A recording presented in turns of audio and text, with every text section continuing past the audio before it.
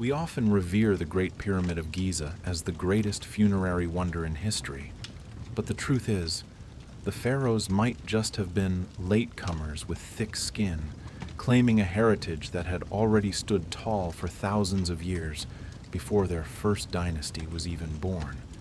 Textbooks keep parroting the same script about tens of thousands of slaves, leather whips, and crude copper chisels.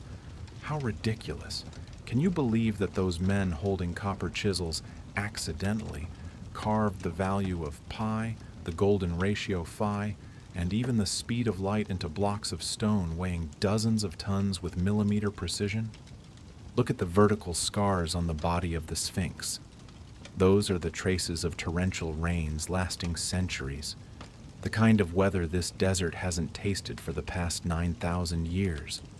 So, who stood there watching those rains, if not the Egyptians? Why is the inside of the Great Pyramid so extremely clean? Not a single hieroglyph, no mummy, no treasure, only the eerie silence of a giant quartz machine waiting to be activated? Even ancient Egyptian texts admit they were merely restoring monuments that were already ancient. Yet, why do modern archaeologists intentionally bury this truth deeper than the chambers beneath the hot sand? Is it because they fear that if they admit the pyramid is not a tomb, the entire castle of history they painstakingly built will collapse like a row of dominoes? Don't let the camera flashes of tourists blind you, because the truth always lies where the darkness begins. Night has fallen on the Giza plateau, and the 1,000-year-old stones are beginning to whisper about a civilization that was wiped out.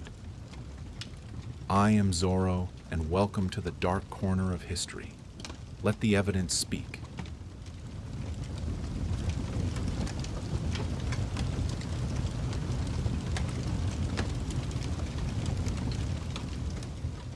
They tell you that history is a straight line, a glorious chain of evolution from cavemen to great architects. But let me tell you a secret. History is sometimes just a lie agreed upon by the majority. Tonight, we won't walk on the sand to hear the stale explanations of tour guides. We will play the role of scene detectives, stepping through the shards of time, slipping through sealed rooms, and facing mathematical figures that are cold and ruthless. We will trace the buried footprints from the Giza Plateau to the world's oldest temple, Göbekli Tepe. Every step we take will lead back to a single haunting question, a question enough to make mainstream scholars tremble. What if the Egyptians didn't build the pyramids at all? Look, the sky is darkening over Giza. As the last light fades from the limestone, those massive structures seem to begin breathing with the weight of millennia. According to textbooks, they are 4,500 years old. But if you are quiet enough to listen to the whisper of the stone, you will feel a different presence, perhaps 10,000 years, or even longer. The Sphinx still sits there, indifferently watching empires bloom and crumble into dust, like a secret keeper smiling ironically at our innocence. Now, set aside what you were taught in school. Look at the first piece of evidence, what I call the kiss of death for mainstream history. A piece of evidence that cannot be refuted because it is written in the language of water and stone. To understand what the Sphinx is trying to say, you must step down into its enclosure, a massive pit carved directly into the bedrock limestone. When you stand here, the air suddenly turns cool. The towering stone walls surround you, completely isolated from the sweltering heat of the desert above. Now, do one thing. Don't look at the pharaoh's face. Look at the walls surrounding the monument. Run your hand along the stone surface, and you will feel something wrong. These are not the sharp chisel marks of skilled masons, nor the smooth erosion of wind and sand. Instead, there are deep vertical fissures, winding water channels, and uneven, undulating surfaces like waves frozen in stone. Wind does not carve vertical grooves. Sand does not create rounded channels. Only water, persistent, heavy, and falling from the sky for centuries, could leave scars like these. In 1990, Dr. Robert Schoch, a geologist from Boston University, stood in this exact spot. He wasn't a dreaming archaeologist. He was a professional stone reader. And Schoch realized a shocking truth. These walls bear the unmistakable marks of weathering caused by prolonged rain. But we have a problem, an extremely bitter problem for Egyptology. The Giza Plateau has not experienced any rainfall significant enough to create those scars in the last 9,000 years. The climate record is clear and cruel. Around 10,000 BC, when the Ice Age ended, North Africa was a lush green paradise. The Sahara then was a grassland, lakes full of hippos, and monsoon rains poured down incessantly. But by around 5000 BC, the climate changed completely. The rains retreated, giving way to burning sand. By the time the Fourth Dynasty took power, around 2580 BC, Giza was already a parched desert, no different from today. So, how could a monument supposedly built by Pharaoh Khafre bear the scars of thousands of years of rain and floods? Unless Khafre owned a time machine, we are forced to accept a crazy truth. The Sphinx had been standing there long before the first Egyptian kingdom was formed. Schoch compared this weathering to nearby temples built at the same time, according to mainstream theory. The result was a ridiculous contrast. While the Fourth Dynasty temples were only eroded horizontally, the result of 4,500 years of abrasive wind and sand, the Sphinx and its enclosure wall were eaten to the bone by water. Imagine, what does this mean? It means that when the first Egyptians set foot on this plateau, the Sphinx was already an ancient old man, eroded and perhaps buried in sand up to its neck. They didn't build it. They found it. They excavated it, restored it, and perhaps recarved the head, which was originally much larger, likely a lion, into the face of a pharaoh to mark their sovereignty. Of course, the judges of mainstream archaeology were immediately enraged. They said, there is no evidence of an advanced civilization in 10,000 BC, but geology is a cold mistress. It doesn't care about consensus or the reputation of professors. Stone doesn't know how to lie. Only humans know how to weave stories. Those vertical grooves on the stone walls are silent witnesses to a forgotten era. An era when the Sahara was still green and someone, some force with unthinkable technical skill, stood on this plateau to carve a symbol of endurance that outlasted even cataclysmic destruction. The Sphinx remembers what history has intentionally forgotten, and the rains, ancient, undeniable, are still recorded on these walls as a challenge sent to posterity. If the Sphinx has been placed in the wrong time zone, then what about the stone giants right next to it? The pyramids? Are they truly tombs for arrogant kings, or are they something else entirely?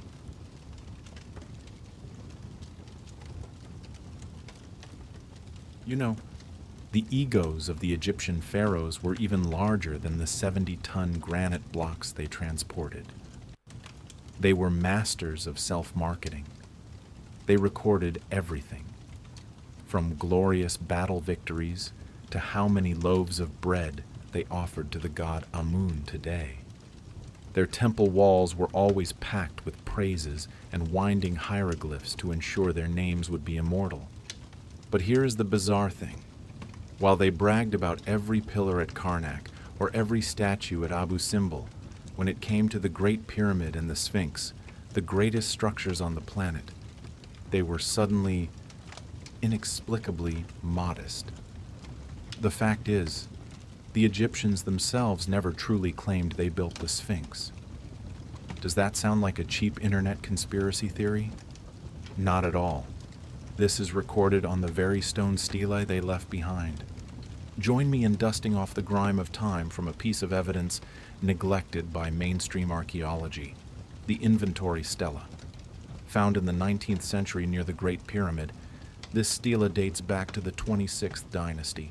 It tells a story about Pharaoh Khufu, the man your textbooks swear built the Great Pyramid in 2580 BC. But this stela slaps that theory right in the face. It does not describe Khufu as a great architect. Instead, it describes him as a restorer. The text clearly states, Khufu discovered the Sphinx when it was already standing there, ancient and buried up to its shoulders in desert sand. He cleared the sand, repaired the monument, and built a temple next to it. The stela even mentions the pyramids as structures that existed before his reign. Stop for a second and think. Why would later Egyptians want to diminish the glory of their ancestors? Propaganda is usually to inflate achievements. Who would go around saying, actually, my great-grandfather was just a guy who picked up old stuff and gave it a fresh coat of paint? If the goal was to honor Khufu, why not call him the creator of the pyramid? The only plausible answer. Because the truth is he found it, he didn't build it. And Khufu wasn't the only one to confess. Step between the front paws of the Sphinx. There sits a massive 15-foot limestone slab, the dream stela of Pharaoh Thutmose IV, erected around 1400 BC. Thutmose tells that, as a young prince, he fell asleep under the shadow of the Sphinx. In a dream, this stone creature whispered to him, "Save me from this choking sand, and I will give you the crown of Egypt." Thutmose obeyed. He excavated it, restored it, and became pharaoh. But pay attention to the words Thutmose chose. He described the Sphinx as having stood there since time immemorial. Wait, let's do a little math. Thutmose IV reigned about 1,100 years after the time of Khafra, who supposedly carved the Sphinx. For a people with a meticulous record-keeping system and ancestor worship like the Egyptians, 1,100 years is not immemorial. They still remembered the kings of the 4th dynasty clearly. They still read their names in ceremonies. So why did Thutmose consider the Sphinx something so ancient that its origins had vanished into thin air? The answer is ridiculously simple. Because even to the Egyptians living 3,400 years ago, the Sphinx was a mystery from some prehistoric civilization that they couldn't identify either. The silence of the Egyptians is sometimes louder than words. Look at this contrast. The Karnak temple has reports detailed down to every stone, every god. The Abu Simbel temple of Ramesses II is full of carvings bragging about victory. But inside the Great Pyramid, absolute emptiness. There is not a single line claiming Khufu as the owner. No drawing to guide the king's soul toward the stars. No hieroglyph explaining how they transported those massive blocks.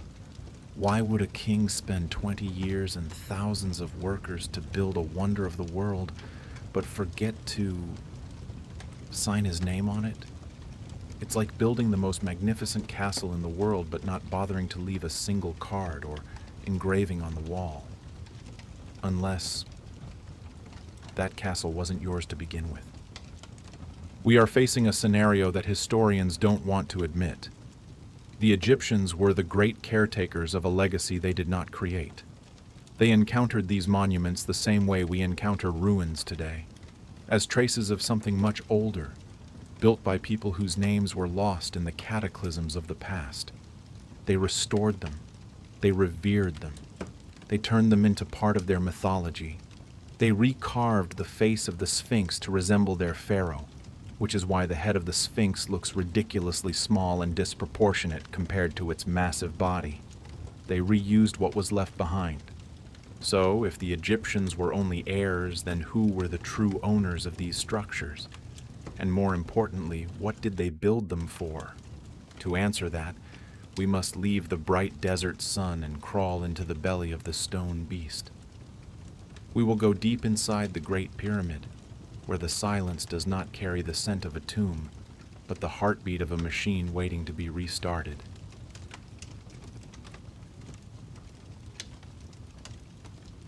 Welcome to the heart of darkness. To enter here, you must accept a slight feeling of claustrophobia. The entrance to the Great Pyramid is narrow, steep, and full of pressure, as if the massive stone mass itself is trying to push the intruder out. You have to stoop. Sweat begins to bead as the air becomes strangely thick and cool. The sounds of the outside world, the desert wind, people laughing, fade away, giving way to a silence so deep you can hear your own heartbeat. But then, the cramped space vanishes. You step into the Grand Gallery, a corridor so vast and sophisticated it makes any modern architect wonder, how the hell did they do that? The Grand Gallery is nearly 9 meters high, its walls made of corbelled limestone slabs that narrow toward the ceiling. Every stone is cut with precision measured in thousandths of a millimeter. The angles are perfect. The alignment is absolute. But let me ask you this. If this was just a passageway leading to the burial of a corpse, why would they need such a massive and complex acoustic structure? At the end of this corridor, we enter the King's Chamber, a room built entirely of massive red granite blocks, each weighing dozens of tons, transported from Aswan 800 kilometers away. Run your fingers over the joints between the blocks. You couldn't slip the thinnest blade between them. It is madness-level perfection. But look around. What do you see? Nothing at all. No hieroglyphs on the walls. No prayers for the dead. No frescoes depicting the journey through the underworld. Every other royal tomb in Egypt is overflowing with ritual texts, images of gods to lead the king's soul. But here, in the greatest monument on earth, there are only smooth granite walls and cold silence. If this is a tomb, then Khufu must have been the most modest king in history, or he had nothing to do with it. In the middle of the room is a rectangular red granite box, which archaeologists call a sarcophagus. But look closely. It has no lid. It never had a lid. The internal surfaces are rough, unpolished, completely unsuitable for holding a royal body wrapped in sacred silk. And here is the detail that collapses the tomb theory. This box is wider than the entrance to the room. It could not have been carried in after the pyramid was completed. It had to be placed there during construction, as an inseparable part of the structure. You don't build a tomb and then nail the coffin there forever before the king dies. Unless it wasn't a coffin. So what was it? The answer lies in your ears. In recent years, acoustic researchers have discovered a shocking secret. The king's chamber resonates at a specific frequency, 110 hertz. When a sound is introduced, a chant, a drum beat, or even a deep breath, the red granite walls amplify it, creating a harmonic resonance that vibrates through every fiber of the stone and through your body. 110 hertz is not a random number. Modern neuroscience has proven that this frequency can alter brainwave activity, putting humans into a state of deep meditation, hypnosis, or enhanced awareness. Imagine, you aren't standing in a tomb.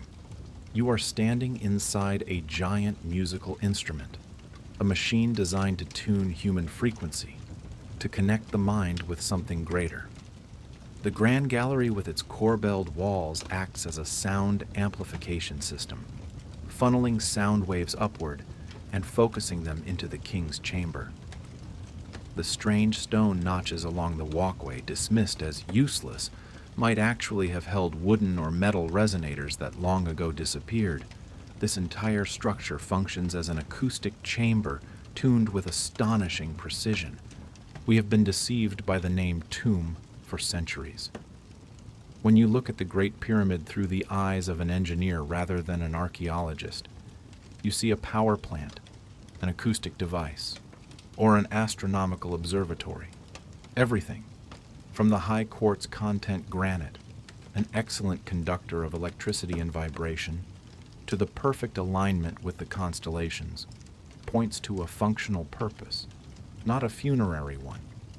The Egyptians found this machine. They saw it vibrate. They saw it as sacred, and they tried to imitate it. They built weak mud brick pyramids later, trying to recapture the power of the gods of old, but they all collapsed. What we see at Giza is the original prototype, a legacy of a civilization that understood physics, sound, and energy in a way that we are only beginning to touch. But this machine doesn't stand alone. It is part of a giant map covering the entire planet. If we look up at the sky, we will see that these stone blocks don't just speak of the past. They are showing us the way to a future that we have forgotten.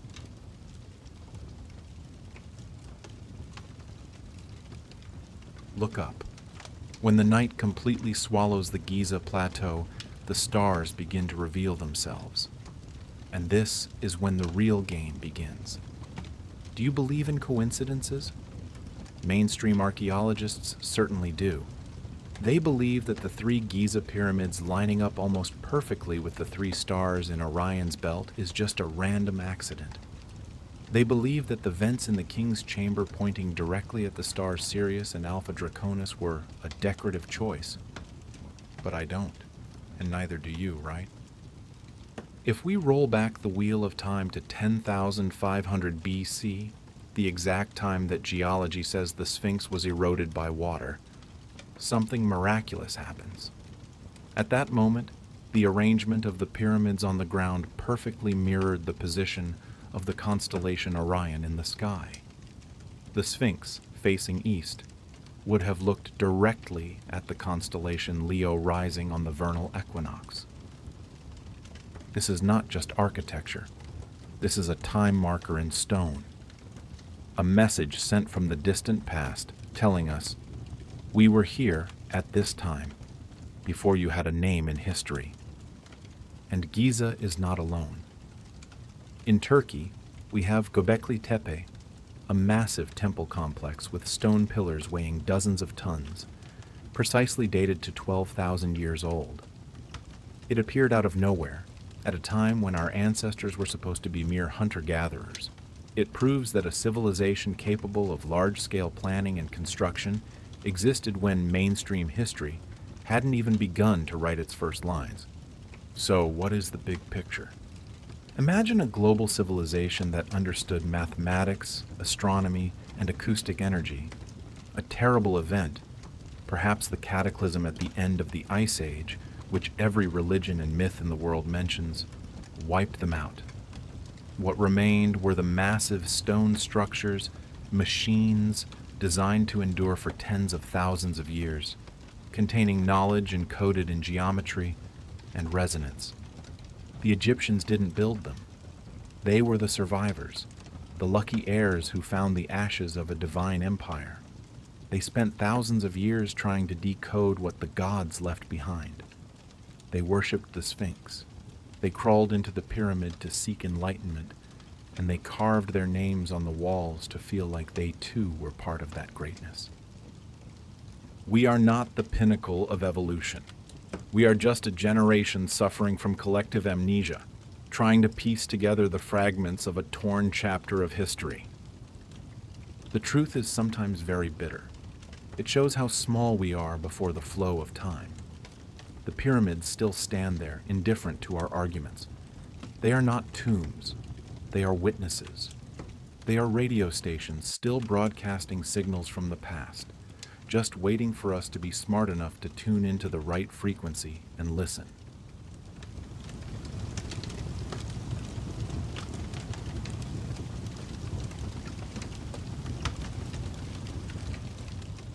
Look at the pyramid. Mainstream archaeologists love to call this place a tomb, a giant stone coffin for a conceited king. It sounds plausible until you start looking at the details they intentionally ignore. We are standing at the center of absurdity, the Queen's Chamber. Don't let that romantic name fool you. No queen ever lay here. This is a room built of granite as hard as steel, cold and terrifyingly silent. But look at these walls. Do you see anything? Small holes, only about 20 centimeters wide. They are called ventilation shafts. Ventilation? For whom? For a mummy that no longer breathes? Or for wandering spirits? How ridiculous. These shafts do not lead to the outside world. They were sealed from the inside, hidden within the heart of a structure weighing millions of tons. But when engineers use mathematics to ask these holes where they are looking, the answer makes everyone shudder. These shafts were not carved randomly. They are astronomical sighting tubes of insane precision. The southern shaft of this room points directly toward the star Sirius, the brightest star in the night sky, symbol of the goddess Isis. The northern shaft? It points straight at Thuban, the North Star of thousands of years ago, the time when the Sahara Desert was still a lush green grassland. Do you understand what this means? To do this, the ancient builders, the ones we still think only had copper hammers and ropes, must have thoroughly understood celestial mechanics. They knew about the slow wobble of the Earth's axis, a phenomenon scientists call the precession of the equinoxes, a cycle that lasts 25,920 years. Stop for a moment and think. Why would a corpse need such a sophisticated alignment system with the stars? Why spend decades of hard labor just to ensure a tiny hole in eternal darkness points exactly toward a speck of light in the sky millions of light years away? Symbolism? Spirituality? I don't think so. This precision far exceeds any ritual need. It looks more like a technical blueprint than a work of religious art. It suggests that the builders of this wonder did not look at the sky to pray. They looked at the sky with the eyes of scientists, people who were monitoring a giant cosmic clock. Mainstream history tells us the ancient Egyptians were superstitious. But numbers don't lie, and these star shafts are the first evidence that the Great Pyramid was not built to bury the dead. It was built to connect with the stars, or perhaps to track something operating within our own planet. But that is just the outer layer of this onion. Are you ready to peel back another layer?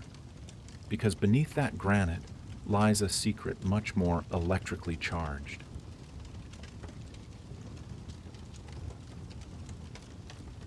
If you thought the star shafts in the previous part were bizarre, then brace yourself. We are entering the heart of this stone beast, the king's chamber. Look at these walls. They aren't ordinary limestone like the exterior. This is Aswan red granite. To get these blocks, some weighing up to 80 tons, from the Aswan quarry to here, they had to be transported over 800 kilometers. Why go through such agony just to build a burial chamber? Why not use local limestone and be done with it? The answer lies in the nature of the stone itself. Red granite contains a high concentration of quartz crystals. And this is where your high school physics actually comes in handy. Quartz is piezoelectric. To put it simply, when you compress quartz, it generates an electrical charge. Now, do a little mental math. Pressing down on this granite chamber is the 6 million ton weight of the entire pyramid. That staggering pressure has been squeezing those red granite blocks continuously, 24/7, for thousands of years. You're thinking what I'm thinking, right? The Great Pyramid isn't a silent tomb. It is an energy-focusing device.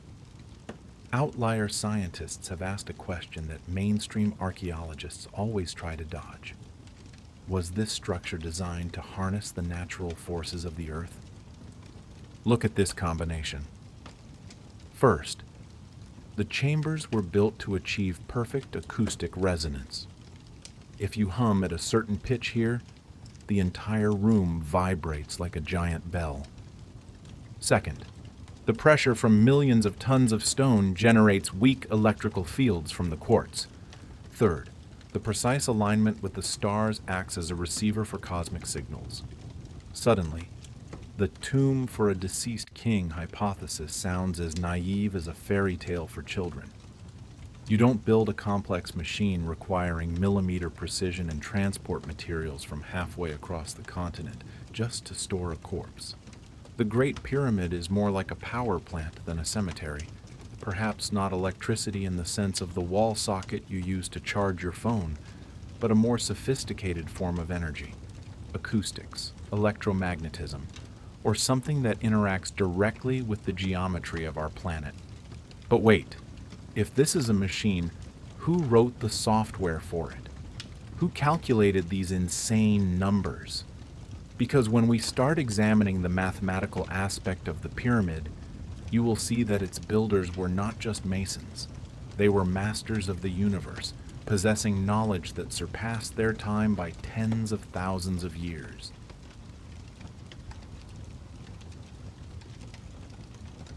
To continue the story, we come to the number pi. Remember that damn mathematical constant we had to learn in school? 3.14159. The number that defines circles and spheres. If you take the perimeter of the base of the Great Pyramid and divide it by twice its height, you get exactly pi.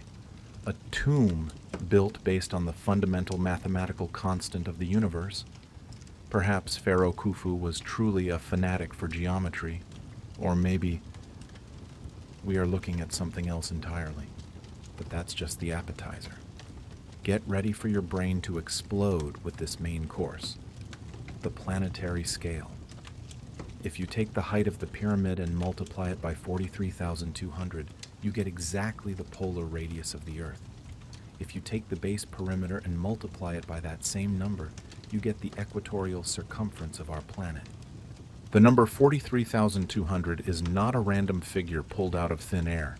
It is part of the precessional cycle, that wobble of the Earth's axis I mentioned in part 1. Every 72 years, the stars move 1 degree in the sky. 43,200 is exactly 72 times 600. The builders of this giant pile of stone are trying to tell us, hey, descendants, we know exactly how big this planet is, and we have carved it into stone so you will never forget. And let's talk about precision. The pyramid is aligned to true north with an error of only 3/60 of a degree. To give you some perspective, even the most modern skyscrapers with GPS satellite positioning find it hard to achieve this level of accuracy. How did the ancient Egyptians do it? With sticks and ropes while sweating under the desert sun? Come on, don't joke with me. This alignment isn't aesthetic. It is functional. It's like a giant stone compass needle designed to interact with the geometry of the entire planet. But here is what I find most ridiculous in this historical play. If this is a tomb, why is it eerily empty? Look at the Valley of the Kings. The tombs there are full of vibrant murals, hieroglyphs praising deeds, and curses for intruders. The Great Pyramid, it is silent. Not a single line of text, not a single drawing, not a single symbol saying, "Here lies Khufu." It only has ratios, frequencies, and alignments. It doesn't speak in the language of humans. It speaks in the language of mathematics and physics. It doesn't feel like a cemetery. It feels like a technical blueprint. A massive archive of knowledge preserved in the form of granite and limestone, waiting for a civilization smart enough to read its source code.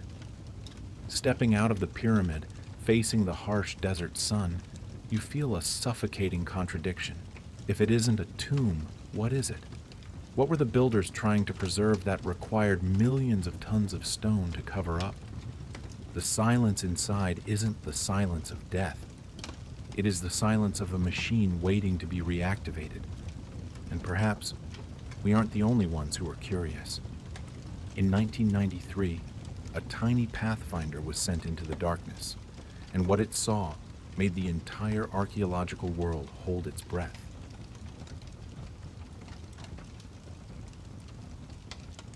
In 1993, a German engineer named Rudolf Gantenbrink appeared and threw a massive boulder into the calm lake of Egyptology. He brought a small robot, a mechanical detective named Upuaut, the name of the Egyptian god meaning the opener of the ways. And believe me, Upuaut opened something that people would have preferred stayed in the dark forever. Gantenbrink's target was those ventilation shafts we talked about. They are too narrow, less than 20 square centimeters. A child couldn't fit through, let alone a pot-bellied archaeologist with an oil lamp.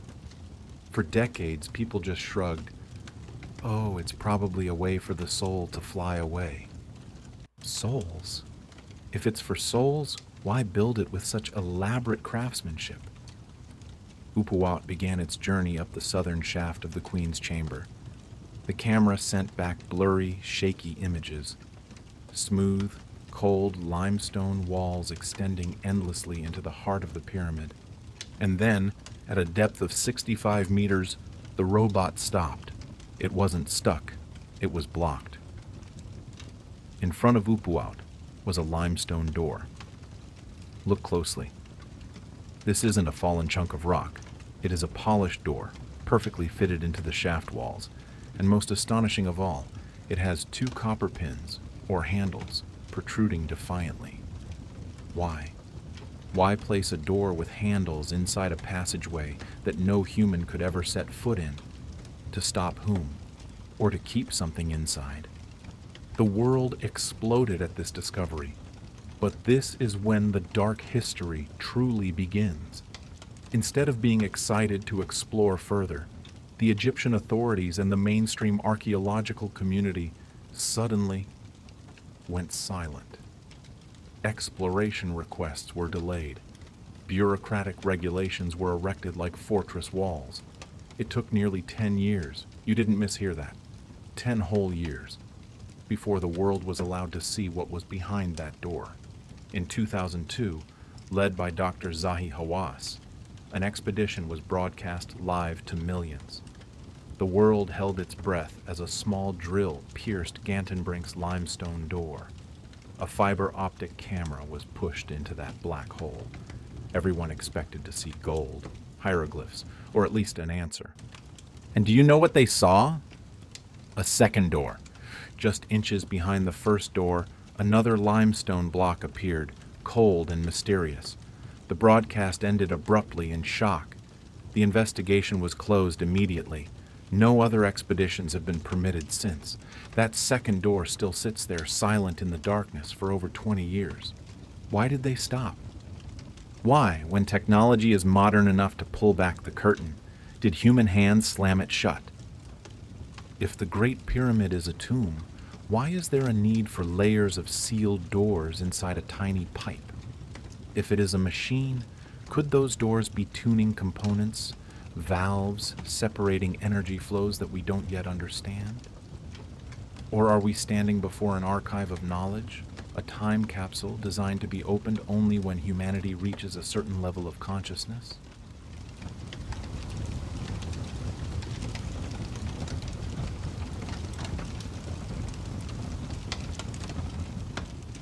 Returning to the so-called ventilation system of the Queen's Chamber. Sounds professional, right? But let's be honest, if you build a tomb to hold a corpse for thousands of years, do you really need to install air conditioning? In 1993, a small robot named Upuaut 2 crawled into that narrow 20-centimeter hole, carrying the world's expectations. And what did it find? A stone door perfectly sealed with 2 metal pins that look like handles or electrodes. Zorro, you might ask. What's behind that door? The answer is a suffocating silence from the authorities. It took 9 years, yes, 9 long years to do something a mischievous teenager could do in 5 minutes. Drill a hole. In 2002, another robot went in, snaked a camera through that hole, and guess what? Yet another door. It's like trying to open a Christmas gift, only to find another smaller box inside labeled, "Please do not open." Why? Why is it that every time modern technology begins to peel away the layers of truth, access suddenly disappears like a magician?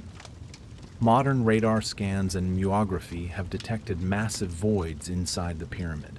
There are chambers as large as a jet plane floating in the masonry core, empty spaces that don't exist on any official architectural map. But instead of hailing it as the discovery of the century, mainstream archaeology shrugs. Oh, that's probably just a machine error. Or, those are just random gaps left during construction. Give me a break. A structure built with less than 1% margin of error accidentally left random gaps the size of your house?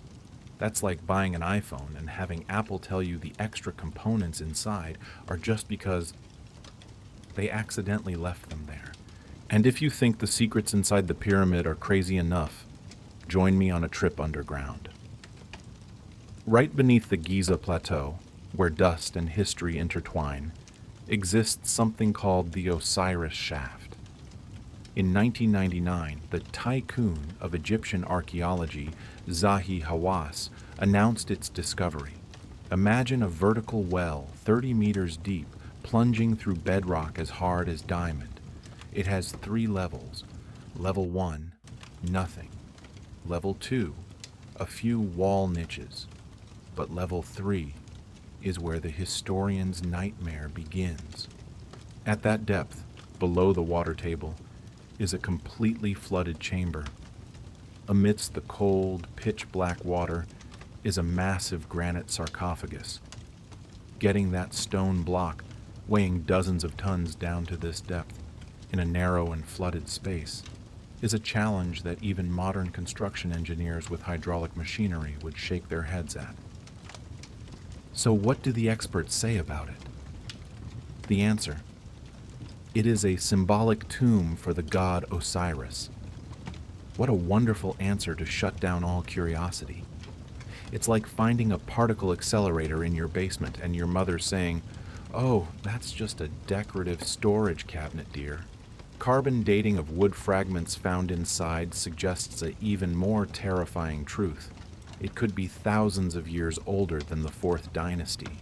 If true, it means that when the first Egyptians arrived at Giza, they weren't the builders. They were just heirs to an old construction site abandoned by some mysterious civilization. The lowest chamber of the Osiris shaft remains partially flooded. Its true size? Unknown. Why not pump all the water out and explore? They say it's for preservation, but to me, it looks like intentionally not turning on the light in a room full of corpses so you can tell everyone, "Look, there's nobody here." The system of sealed doors, the hidden voids, and the underground tombs below sea level, it all creates a clear pattern. This is not a lack of evidence, but a systematic cover-up. Archaeologists are not acting like scientists seeking the truth. They are acting like lawyers defending a deceased client against undeniable alibis.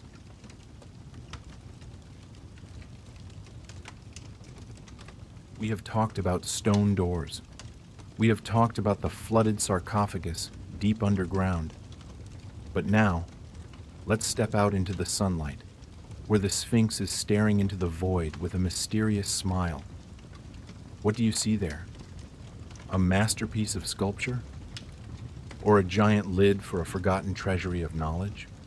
Here is something textbooks often forget to mention.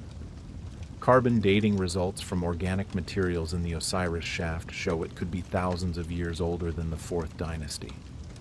Let that number sink in. If the Osiris shaft and the Sphinx are that ancient, then the entire so-called history of human civilization we are learning is just a completely wrong draft. It's like discovering an iPhone 15 in a Stone Age tomb. Absurd? Or is it the truth they are intentionally covering up? In the early 1990s, a group of researchers brought ground-penetrating radar to the base of the Sphinx. They didn't find sand. They found a massive rectangular chamber located right under the 2 front paws of this mythical creature. Immediately, the world went into a frenzy. The legendary Hall of Records from Edgar Cayce's prophecy seemed to be manifesting. But guess what the authorities' reaction was? Step 1, refuse the excavation permit. Step 2, declare the area a restricted zone. Step 3, kick the researchers out of the country. Strange, isn't it? If there are only natural caves or empty hollows down there, why not open it up and pound your chest saying, "See, we told you so"? Why build fences and guard it as if it were a nuclear code vault? The only answer that fits logic: they aren't afraid of emptiness. They are afraid of what is actually in there. This behavior is not that of confident scientists. It is the behavior of those protecting a historical sandcastle from a tsunami of evidence. The shafts in the pyramid weren't to ventilate corpses, and these rooms weren't built to be forgotten. They were designed to preserve, not gold or silver, but something far more precious: knowledge. The silence of stone is one thing, but the silence of vanished records is a much darker story. Let's go back in time to 19th century Cairo, an era when European scholars flocked to Egypt like vultures seeking intellectual carcasses. In the dusty libraries of ancient Coptic monasteries, it was rumored that a manuscript once existed that overturned all concepts of time. This manuscript described the construction of the pyramids with phrases that would make any archaeologist's hair stand on end. The pyramids were built before words existed, and before the river knew its place. Let's analyze that for a moment. Before words existed, meaning before writing existed, before the ancient Egyptians carved their first hieroglyphs, before the river knew its place. This is the valuable detail.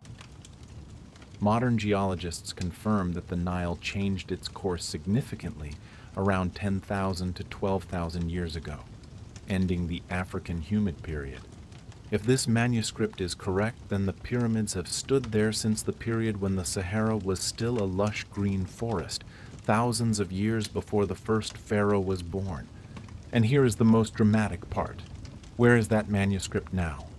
It evaporated, disappeared in an accidental fire, or sold to some underground power and vanished forever from the public eye. Convenient, isn't it? Every time evidence is too strong, it chooses to self-immolate. Some say it's a fake, but let's use some detective reasoning. A forger usually wants to elevate their own civilization. They would write, "Our great king built it with magic." No one fakes a text to say, "Oh, our greatest monument was actually built by a bunch of nameless strangers from prehistory." That brings no benefit to national pride. The disappearance of this manuscript is not an isolated incident. It's part of a larger pattern. From the Library of Alexandria to the archives at Heliopolis, there seems to be an invisible hand, always seeking to clean up records that don't fit the mainstream timeline. We are standing before a torn picture. The remaining pieces are the massive stone blocks that defy time, and the echoes from manuscripts turned to ash. The builders knew that paper can burn and words can be distorted, so they chose to encode their message into stone and mathematics. But when we finally have robots to see through doors and radar to see through the ground, they tell us, "Stop, don't look anymore."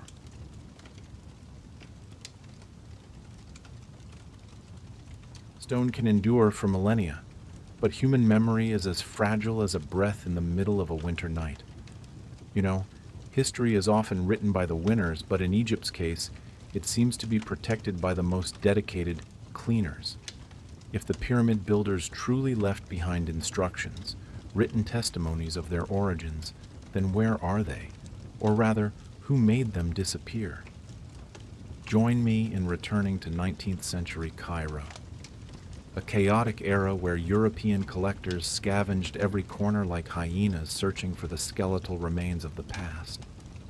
In remote Coptic monasteries, where the dust of time lay thick on rotting wooden bookshelves, a manuscript emerged. It was no ordinary religious text. It was a time bomb placed under the foundation of the archaeological castle. The lucky ones, or perhaps the unlucky ones, who read this manuscript with their own eyes recounted that it was written in Coptic, but was a translation from a much older source. That text described the pyramids with two phrases that, if you listen closely, will make your skin crawl. built before words and before the river knew its place. Sounds romantic, doesn't it? But let me translate that into the language of truth for you. Before words means before humans knew how to record history, even before the first hieroglyphic symbols were carved onto temple walls, and before the river knew its place. This isn't poetry. This is geology. Modern geological studies confirm that the Nile River underwent a cataclysmic overhaul of its course approximately 10,000 to 12,000 years ago. That was the transition period from a wet green land to a parched desert. If that manuscript is correct, the pyramids stood there watching the Nile change its flow. It stood there when our ancestors were still busy hunting mammoths in the north. But, like a bad B-movie script, this manuscript disappeared, lost in a convenient fire at the collector's estate. Or perhaps it was sold to some anonymous gentleman and now sits in a sealed glass case in some secret society where sunlight never touches it. Mainstream scientists love to use one word to extinguish all curiosity: forgery. They claim it was a product of medieval imagination. Oh, how convenient. Use your detective brain for a moment. Forgers are usually glory seekers. If I wanted to forge a text about history, I would write that our ancestors invented cannons in the Stone Age to increase our grandeur, right? No forger would write, the greatest structures in this country weren't actually built by our people. They were built by a bunch of strangers from prehistory. That would be like slapping your own face. This Coptic manuscript did not glorify the pharaohs. It did the opposite. It stripped them of their crowns and handed them to an anonymous civilization lost in the mists of time. That is exactly why it is dangerous, and that is why it had to burn.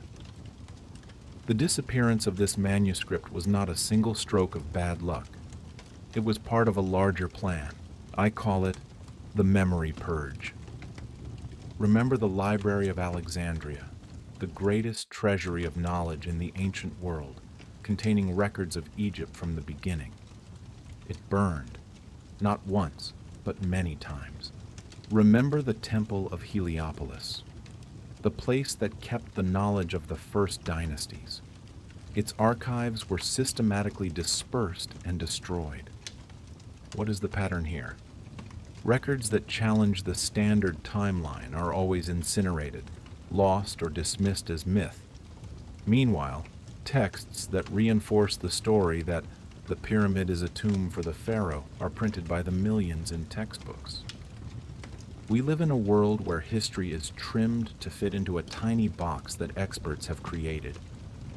Any piece of the puzzle that is too large, too strange, or too ancient is discarded without mercy. Do you smell burning paper? That isn't just the scent of an old Coptic manuscript. That is the smell of the truth being turned to ash to protect our false sense of security. But they forgot one thing. Paper can burn, but stone cannot. And the stones at Giza are still telling a story completely different from what you were taught in school. The Great Pyramid stands in silence, bearing not a single line of text.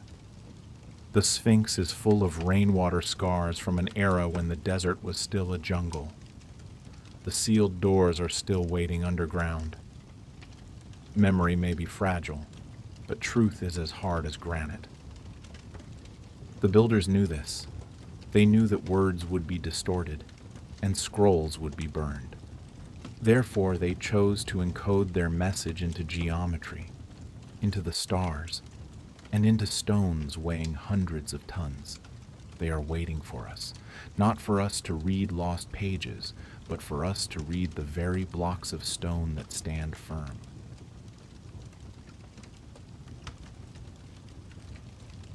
We are standing on the threshold of something that could change the definition of human. Behind the first door is a second door. Beyond the flooded chambers are massive empty spaces that radar cannot yet decode. Do you see a familiar pattern here? It isn't a maze to trap tomb robbers. Ancient tomb robbers didn't carry robots or fiber optic cameras. These seals, they weren't designed to stop the people of that era. They were designed to challenge time. Let's be honest with each other. If you wanted to hide a pot of gold, you would bury it in the sand. But if you wanted to hide a truth that could survive tens of thousands of years through cataclysms or the collapse of empires, what would you do? You would encode it into the hardest, heaviest, and most eternal things you could find: granite and geometry. The Great Pyramid carries no inscriptions, yet it speaks in the language of the universe. Its margin of error is measured in millimeters. Its corridors align with the stars in the night sky with absolute precision. Its dimensions encode the exact circumference and flattening of the Earth.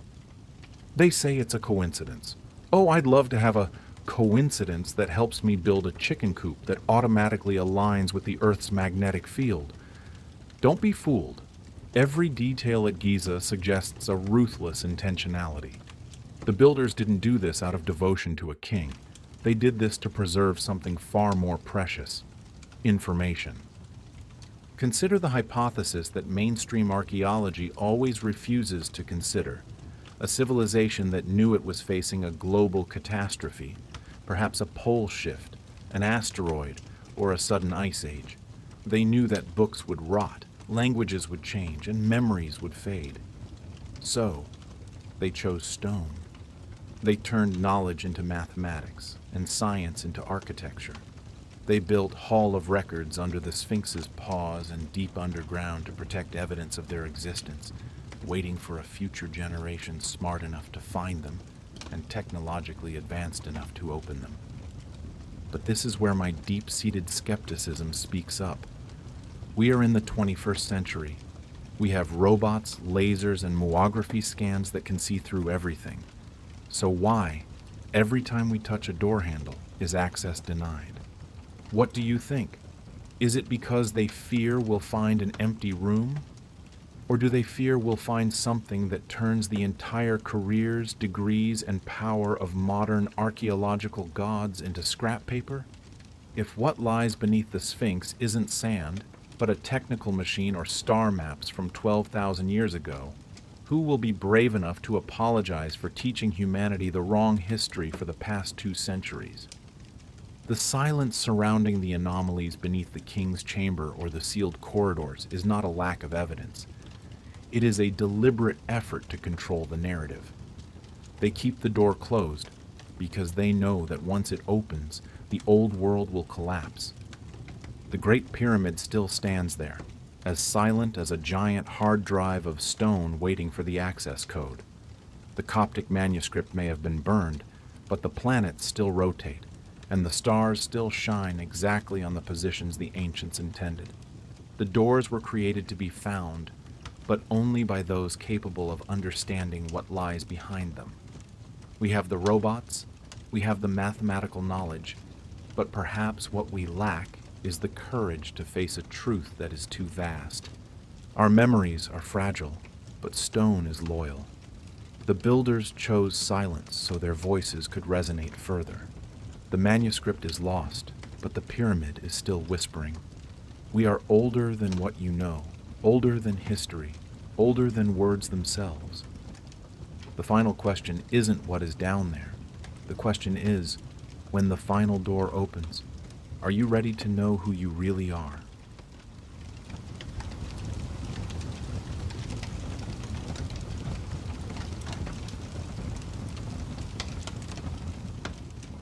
History is written by the winners. You've heard that a million times, right? But I have an update for you. History is also written by the frightened. Frightened that if the truth is exposed, the ivory tower of knowledge they painstakingly built will collapse like a house of cards. They tell us a very gentle fairy tale, that humanity is a good child, starting by banging stones together in dark caves, then slowly learning to farm, build houses, and boom, we have modern cities. A straight line, moving upward with self-satisfaction. But I'm not here to tell fairy tales. I'm here to show you the scars. Look at the Sphinx in Egypt. Geologists, not dreaming archaeologists, have discovered water erosion scars on its body. The problem is, the last time the Giza region had heavy rains like that was 10,000 years ago. Yet the academia still insists it's only a few thousand years old. You see, stones don't know how to lie. Only humans are good at that. But don't think Giza is the only outlier. If you believe this madness is confined to the Nile Basin, you are too naive. Everywhere on this planet, from the soaring peaks of the Andes to remote islands in the Mediterranean, are ruins screaming a terrifying truth. We were not the first to master this earth. We are facing a global pattern. Structures so old, they predate humanity's invention of writing. So massive that our modern machinery would break a sweat just to move them. And so precise that they suggest a type of mathematical and astronomical knowledge that shouldn't have existed when our ancestors, according to textbooks, were still busy, gathering and running from wild beasts. The first stop in this investigation takes us to southeastern Turkey, a barren hillside overlooking the Mesopotamian plain. Welcome to Göbekli Tepe. Let me remind you, until 1994, if someone claimed there was a 12,000-year-old megalithic structure, the scientific community would look at them with pity as if they were a schizophrenic. Why? Because 12,000 years ago, we were in the Neolithic. No agriculture, no cities, no metallurgy, and certainly no engineers. Yet Göbekli Tepe stands there like a middle finger raised in defiance of every theory. It predates Stonehenge by 7,000 years. It is an antique, even to the builders of the Egyptian pyramids. Who were they? Those people we call primitive, carved T-shaped pillars from monolithic limestone, each weighing more than 10 tons, and transported them to the hilltop without wheels. And look at these carvings. This art is not the whim of a bored hunter. It is the result of a training system, a sophistication equal to the most glorious dynasties of later history. But here's the most interesting part. This project required the coordination of hundreds, even thousands of workers over generations. To feed that many people, you need a massive logistics system, surplus food, and a management apparatus. But they didn't know how to farm yet. They were still chasing gazelle herds for meat. So by what miracle could a hunter-gatherer society execute a planetary-level construction project like this? And the end of Göbekli Tepe is even weirder than its beginning. After thousands of years of use, the builders did not abandon it. They buried it meticulously. Layer upon layer of soil and rock were poured over it, turning a great complex into an artificial mound. Why? Why wipe out a wonder created by your own hands? Were they trying to preserve it for us, or were they trying to bury a memory they didn't want their descendants to recall?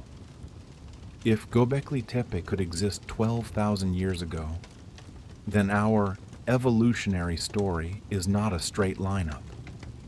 It is a circle full of blood and tears, where we continuously reach the peak only to be pushed down into the pit of oblivion.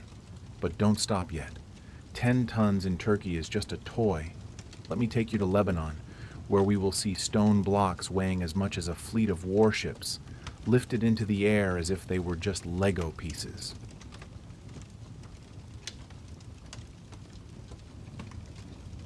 "10 tons? You think 10 tons is massive? Oh, look again. In the world of historical ghosts I am investigating, 10 tons is just a child's toy, a paving pebble, and nothing more. If you want to witness true madness, follow me to the Bekaa Valley in Lebanon. Here, we have the Baalbek Temple Complex.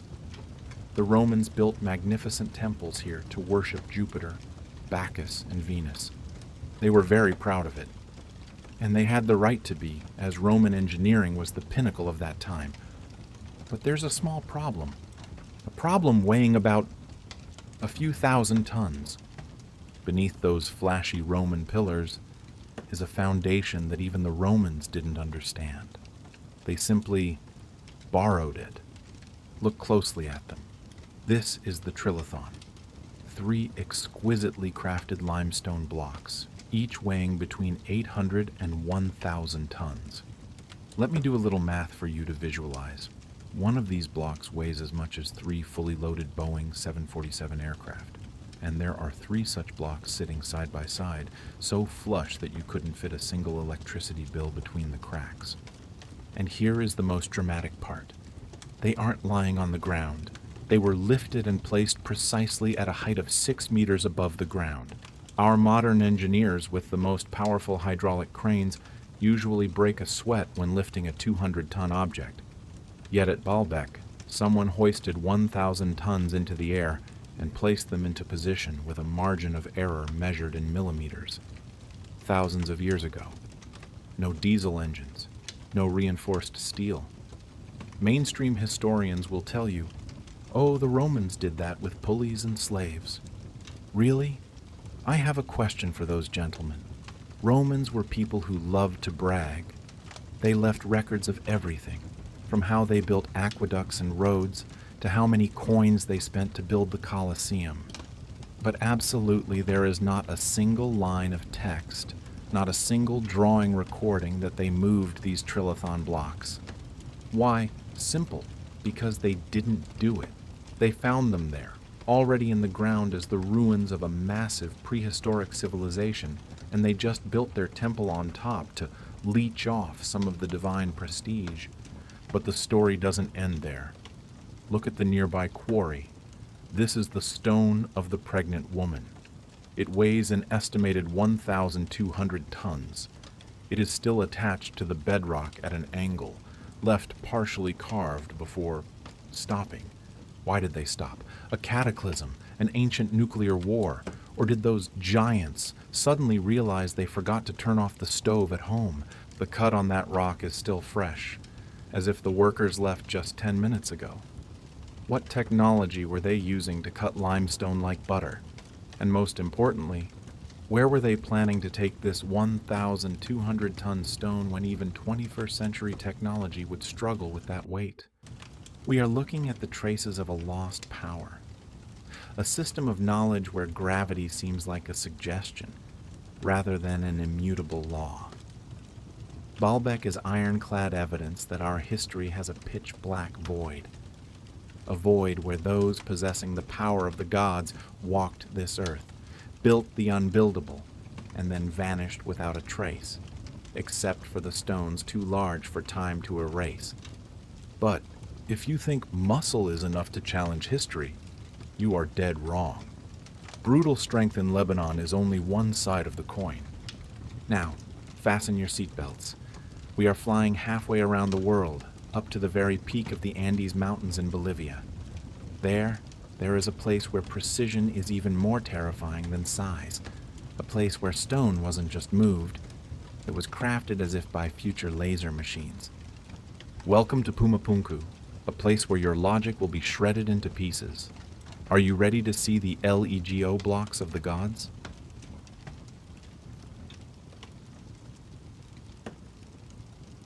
If Baalbek is the embodiment of brutal strength, a display of muscle that leaves us in awe, then this next stop will make you doubt your own eyes.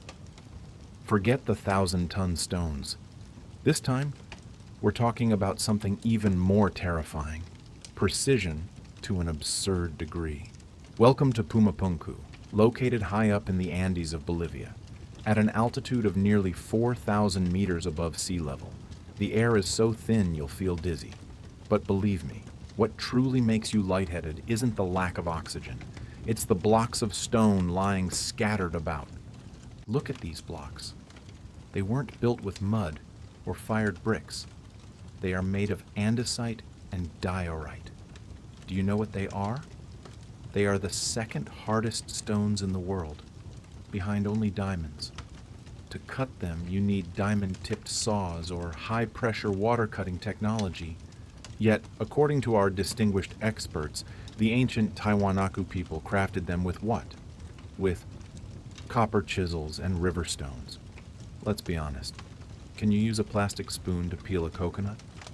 That is the equivalent comparison here. The surfaces of the stone blocks at Pumapunku are perfectly flat. The right angles are measured precisely to fractions of a degree. The grooves and slots are carved with uniform depth, as if they were milled by 21st century CNC machines. Furthermore, there are tiny drill holes with perfectly consistent diameters, the kind of hole you can only create with a high-speed rotary drill. The Tiwanaku didn't have iron, they didn't have steel, and they certainly didn't have electrical outlets to run a drill. So how did they do it? Through persistence? Don't make me laugh.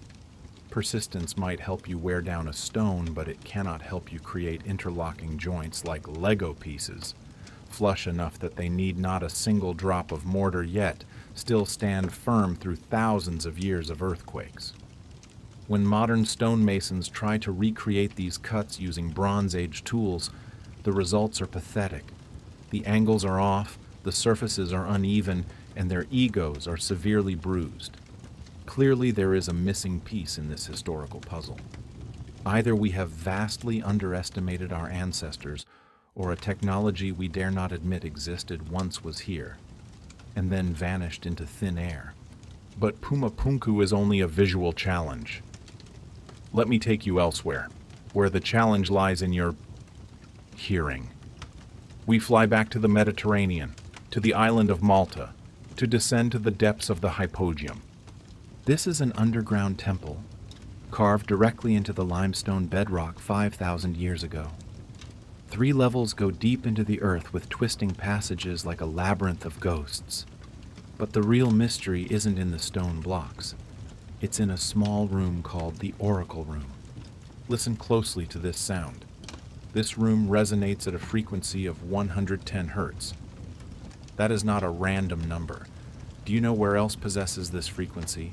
It is the king's chamber inside the Great Pyramid of Giza. When you make a sound at a frequency of 110 hertz in this room, something bizarre happens. The entire room amplifies it. The resonance is so strong that it doesn't just enter the ears. It vibrates through your flesh, through your very marrow. Neuroscientists have discovered that this frequency has the ability to alter brain activity, putting humans into a state of deep meditation or even hallucination. The builders from 5,000 years ago knew how to design walls, ceilings, and floors to create a resonance cavity accurate to the hertz. They understood acoustic engineering, harmonic frequencies, things that we only began to understand again in the last few centuries. Why? Why did the people in Malta and the people in Egypt, thousands of miles apart, build rooms tuned to the exact same pitch? Were they using a type of spiritual Wi-Fi? Or did they all receive the same set of technical blueprints from a single source that history has intentionally erased? The pattern is becoming clear, isn't it? From the massive stones in Lebanon to the laser cuts in Bolivia, and now the divine acoustics in Malta. These are not lucky accidents of individual tribes. They are fingerprints. Fingerprints of a global civilization. An empire of knowledge that was struck down and buried under the dust of time. But the biggest question remains. If they were so great, if they could manipulate both hard stone and sound, why did they disappear? And what was powerful enough to wipe them from our memory?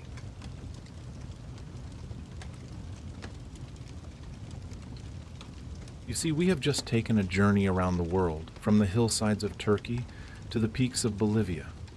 And if you still think all of this is just a coincidence, then I truly admire your optimism. It's the kind of optimism of a person standing in the middle of a fire and believing it's just a neighbor's BBQ party. The truth is not nearly that gentle. The places we've just visited, Göbekli Tepe, Baalbek, Pumapunku, the hypogeum, they are not isolated anomalies. They are data points in a pattern, a giant fingerprint, pressed into the flesh of this earth long before mainstream history began writing its first lines. This pattern has no borders. It reaches to the underwater structures off the coast of Japan, submerged since the end of the last ice age. It appears in the megalithic walls of Sacsayhuaman in Peru, where stones weighing hundreds of tons are fitted together without mortar, so tight that a single hair cannot pass through. It is present in the geometrically perfect stone spheres of Costa Rica, the mysterious dolmens of Korea, and the standing stones of Karnak, France. Everywhere, the same signature appears. Massive stones moved with impossible efficiency, precision cuts that would require advanced tools, astronomical alignments suggesting a detailed knowledge of the sky that primitive people should not have possessed. This is not the work of isolated geniuses or lucky accidents. You don't just stumble upon the formula for building a pyramid or the way to tune a 110 Hz acoustic frequency. This is evidence of a lost capability, a global system of knowledge that once existed, flourished, and then was wiped out. The implication of this is a true slap to the ego of modern humans. We like to believe history is an upward sloping path. We get smarter and smarter, our technology gets better and better. But look at these stones, they are saying the opposite. History is not a straight line, it is a loop. It is a series of painful ups and downs, golden ages followed by long dark nights. Knowledge is accumulated, reaches a peak, and is then lost in some great catastrophe, leaving behind only the stones too massive to be erased, like final messages sent to us, children playing in the ruins of a civilization much greater than our own. The Giza pyramids, the Sphinx with its rainwater scars, the Osiris shaft deep underground. These are not isolated achievements of the ancient Egyptians. They are the remaining fragments of a global phenomenon, a network of prehistoric civilizations possessing capabilities that challenge all our assumptions about human origins. And now, the million-dollar question, the question that keeps archaeologists awake and makes those in power tremble. Who were they? Where did they come from? And what happened to them? Why did they leave 1,200-ton blocks of stone lying unfinished in the quarry? Why did they bury Göbekli Tepe so meticulously, as if hiding evidence of a crime? Perhaps they knew something beforehand. Perhaps they saw the loop closing. The builders are gone. They left no suicide note, no textbook. But they left us. If you look deep enough into the smallest traces, strange genetic codes in our DNA, eerie echoes in myths about gods descending to Earth, or fragments of inherited memory in the subconscious, perhaps we will find them. Or worse, we will realize that we are them, but in a version that has lost its memory after a brutal reset of this planet. The stones are still there, silent and cold. They are waiting, not waiting to be discovered, but waiting for us to wake up. But hey, that's just the speculation of a historical detective as skeptical as me. And you? Do you believe in your thin textbook? Or do you believe in the 1,000-ton stones staring at us from the past? Be careful with what you find, because sometimes the truth doesn't set you free. It only makes you realize that the cage we live in is much larger than we imagined.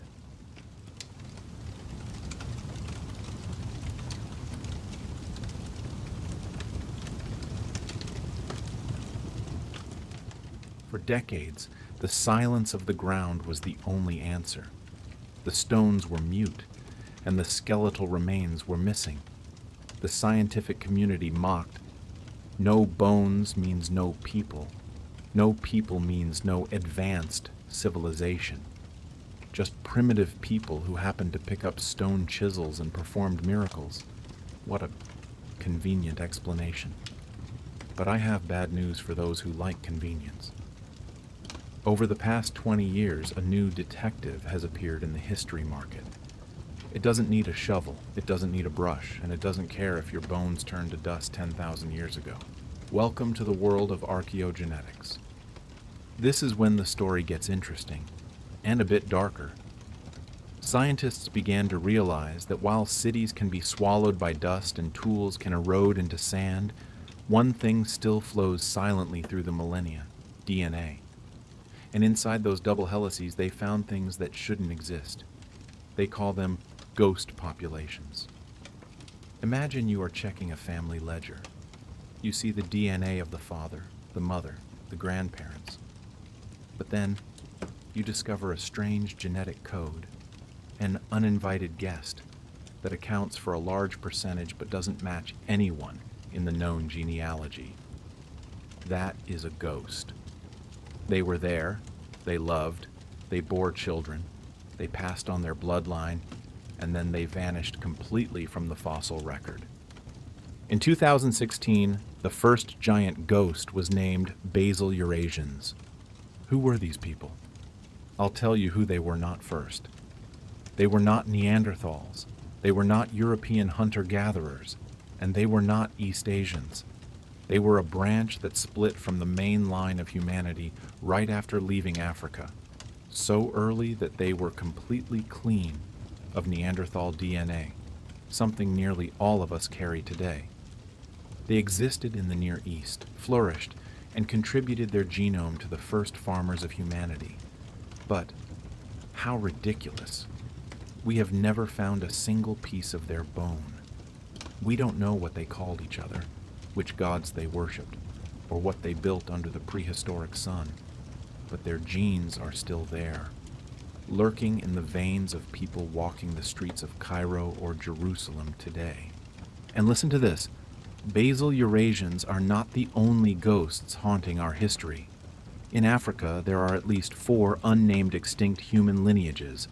In Southeast Asia, ancient groups interbred with our ancestors and then vanished into thin air. We are always conceited enough to think we know our ancestors well. But the truth is, human history is like a shredded painting, and what we hold are just a few small pieces in the corner.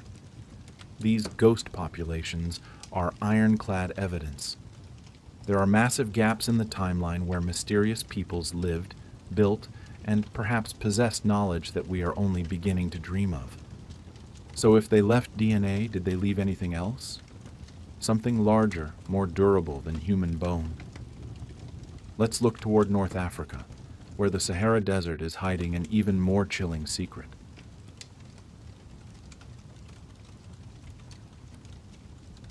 Close your eyes and imagine the Sahara Desert. What do you see? Golden sand dunes stretching endlessly under a skin-scorching sun, an overwhelming silence of death? Yes, that is what the Sahara wants you to see. But what if I told you that right beneath that parched layer of sand lies a massive cemetery of hopes, dried-up rivers, and civilizations whose names have been wiped from human memory? There is an ironic truth that mainstream historians often ignore. The Sahara wasn't always a furnace. Between 5,000 and 10,000 years ago, this place was a literal paradise, a period known as the Green Sahara. Lush green grasslands, lakes as vast as seas, and rivers rushing through places that now hold only dust. During this humid period, North Africa was a promised land. And guess who lived there? Again, it was the ghost populations. When geneticists analyze the DNA of modern North Africans, they stumble upon a bizarre mosaic. There are faint genetic footprints, codes that don't match any group we've ever identified. They aren't Arabs, they aren't Berbers, and they aren't sub-Saharan Africans. They were the former owners of this land, the ones who lived when the Sahara was green and vanished when it began to die. But here is the dramatic part. Look at the Great Sphinx. Geologists, those who don't care about legends and only believe in stone, discovered something that made archaeologists turn pale. The body of the Sphinx is full of deep erosion fissures, the kind of erosion that can only be caused by torrential rainwater over thousands of years. The problem is, since the ancient Egyptians, those we still believe built it, appeared, the Sahara has been a desert. Rainfall there has never been enough to create such scars on limestone. So where did that rainwater come from? The only answer: It came from the Green Sahara period. Do you see the disturbing alignment yet? The genetic markers of a ghost population disappear exactly when the Sahara dried up, the same time the Sphinx had already managed to bear the scars of ancient rains. This leads us to a hypothesis that I bet would make many professors break into a cold sweat. Could these ghosts be the ones who carved the Sphinx? Think for a moment like a detective. We have a crime scene, North Africa. We have a refuted alibi, rainwater on limestone, and we have an unnamed suspect, genetic ghost populations. While archaeologists are still scrambling for broken pottery shards to prove human presence, the Sahara Desert smiles ironically. It knows it is hiding cities and temples built in the era we call primitive. When the climate changed about 5,000 to 7,000 years ago and desertification expanded like a cancer, these people had to flee. Some migrated south, interbreeding with local tribes. Some fled east, contributing to the gene pool of the people who would later build the Egyptian dynasties. But the core groups, those who held the true technology and knowledge, seem to have vanished into thin air. They left behind structures so massive they couldn't be moved, too sophisticated to be completely eroded, but also too strange for those who came after to understand them correctly. I often wonder, did the ancient Egyptians feel the same way we do now? When they stumbled across the Giza plateau and saw the Sphinx's head sticking out of the sand, did they wonder, what giant created this? Only to later, with a bit of heirs' arrogance, claim it as their own, carve their names on it, and rewrite history as they pleased. Don't be too surprised. That is how we, storytelling creatures, usually do things. We appropriate the ruins of the past and turn them into the glory of the present. But the ghosts in the DNA don't know how to lie. They are still there, whispering that before the pharaohs began wearing crowns, there was another culture, stronger, wiser, that knew how to master stone and read the stars amidst a deep green Sahara. So, if natural disasters and climate can wipe out an entire people like that, what happened to the knowledge they once held? Did they know their end was coming and prepare one final gift for the future? A gift wrapped in the shell of catastrophe.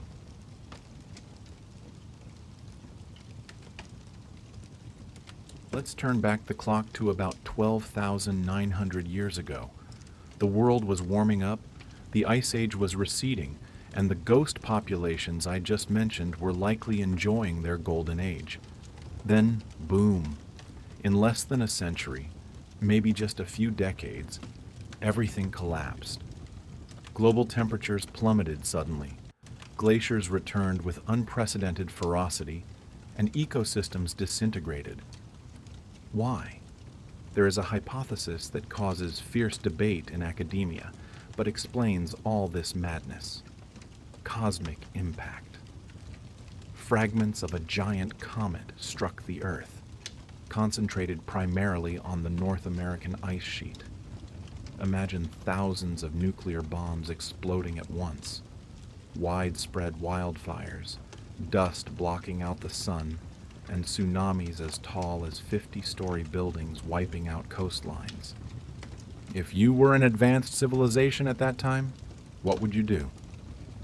Most of humanity's largest cities have always been near the coast for trade and climate reasons. When the ice sheets melted suddenly in meltwater pulses, sea levels rose by about 120 meters. Can you imagine 120 meters? Entire old coastlines holding the most brilliant achievements now lie deep on the ocean floor, covered by silt and coral. That is why we don't find their receipts. They aren't lost. They were just submerged. And what about those deep inland? They faced bone-chilling cold and the total collapse of food sources. When your stomach is empty, you don't care about solving math or observing the stars anymore. You only care about how not to starve to death. This is the bottleneck phenomenon. The global population dropped severely. Knowledge was no longer taught because the masters were dead, and the younger generation was too busy surviving. Within just a few generations, megalithic construction techniques turned into magic, mathematics turned into myth, and magnificent temples turned into the abode of the gods, in the memories of the weak survivors. But look at Göbekli Tepe in Turkey. This site dates to immediately after the Younger Dryas period ended. It appeared suddenly with perfect stone carving techniques and no evidence of an evolutionary phase from low to high. It's as if someone suddenly dropped a high-level blueprint in the middle of hunter-gatherers. And the weirdest thing? The builders buried it intentionally. They covered it with tons of earth and rock, sealing it like an archive for the future. Why go to the trouble of building a great monument only to bury it? Unless you knew another disaster was coming, or you wanted to preserve something precious from the ravages of time and the ignorant. The ghost populations are not just statistical structures in the computers of geneticists. They were real people who lived through the Younger Dryas nightmare. They were the ones who saw the sky burn and the earth shake, stories of the Great Flood in every culture from the Bible and the Epic of Gilgamesh to Mayan mythology. Do you think they are just coincidences? No, those are the horrific memories of survivors about an era when their civilization was wiped out. We are standing on the ashes of a world we no longer remember clearly. Structures like the pyramids or the Sphinx might be the last remaining anchors from the world before that catastrophe.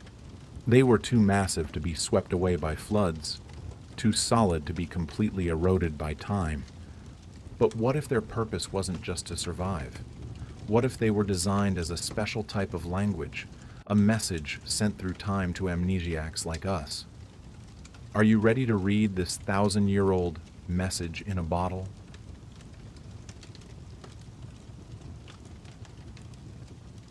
Night falls over the Giza plateau. The stars twinkle above the peak of the Great Pyramid, in the exact positions they were thousands of years ago, or perhaps tens of thousands. In the darkness, these massive stone blocks don't look like architectural structures. They look like living entities guarding a terrible secret. We have spent centuries arguing over who built them, how they dragged blocks of stone weighing dozens of tons, and most importantly, for what? Academia says they were tombs for kings. Really? A tomb with no mummy, no grave goods, not a single line of hieroglyphs praising the dead? That is the strangest tomb I've ever heard of. It's like building a supercomputer just to use as a paperweight. The truth, I fear, is much deeper and more terrifying. These structures were not built for those who claim to own them. They were built as a memory. But don't misunderstand me. Memory here is not commemorative statues or poems of praise. It is the preservation of the most essential knowledge of a civilization before catastrophe swallowed them. The ghost populations we just found in the DNA are the ones who sent this letter. They knew their end was coming.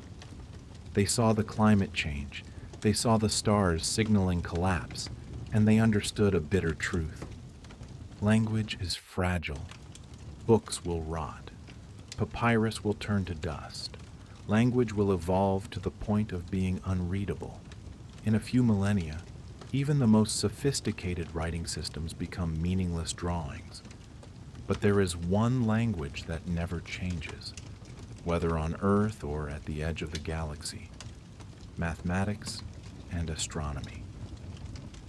That is why the pyramid doesn't have a single line of text. The builders encoded information into the geometry, dimensions, and alignment itself. The dimensions of the Great Pyramid are a precise ratio of the Earth's radius and circumference. It is aligned to true north with higher precision than the Greenwich Observatory built thousands of years later. The internal shafts point directly to fixed stars, recording exactly the moment this structure was designed. An eternal astronomical clock. They chose stone as the material. Stone endures when wood and steel have rusted and rotted. They built things so massive that no flood could wash them away, no earthquake could topple them. Why? To send a message to us, their descendants carrying their ghost blood. We were here. We knew what you are searching for, and this is all we managed to keep. It's a cycle, you see, a ruthless loop of history. Civilizations rise, reach the peak of knowledge, and are then reset by nature. The survivors, stripped of all technology, become hunter-gatherers. They look at these megalithic structures with fear and reverence, calling them the work of gods, because they have forgotten that their own ancestors were the ones holding the chisels and blueprints. The ghost populations of North Africa, the basal Eurasian builders, the ghosts of Southeast Asia, they didn't disappear completely. They exist in every one of your cells, and they exist in the stones at Giza, Baalbek, or Göbekli Tepe. Global megalithic structures are not individual achievements. They are nodes in a global knowledge insurance network, a desperate attempt to ensure that even if one continent is wiped out, the knowledge will still remain elsewhere. Perhaps we are the intended recipients of this letter. After thousands of years of living in collective amnesia, humanity has finally developed enough technology to measure, to analyze DNA, and to understand that the numbers encoded in that stone are not random. But be careful with what you find. When you begin to read the messages of those who came before, you will realize an implicit warning. If it happened to them, it can happen to us. The ghosts are watching us through the glass of the genetic microscope and through the fissures of eroded limestone. They are waiting to see if this time we are smart enough to overcome the catastrophe, or if we will also soon become the next ghost population, leaving behind iPads and piles of plastic waste for a future generation to wonder, who were these people? The Sahara Desert still holds its breath. The pyramids are still waiting. And somewhere in the unexplored chambers, the message continues to echo, patient, eternal, and cold as the stars themselves. Because in the end, stone doesn't know how to lie. Only humans know how to forget the truth.